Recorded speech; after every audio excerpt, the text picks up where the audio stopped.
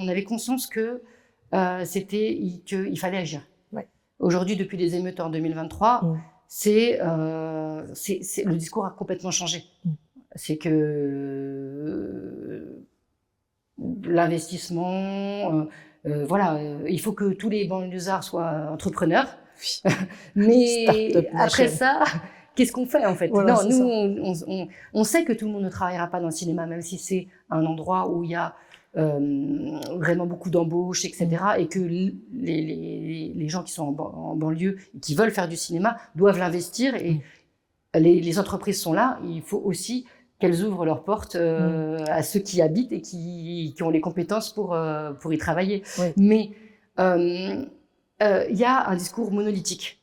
C'est-à-dire que effectivement, en fait, on va dire « Ah bah oui, vous êtes discriminés, on va pas vous embaucher parce que vous êtes des Noirs et des Arabes, bah, embauchez-vous vous-même. » Oui. Donc en fait, c'est l'ubérisation de la société, en fait. C'est-à-dire qu'en fait, il n'y a plus de patron, il n'y a plus de problème, il n'y a plus d'embauche.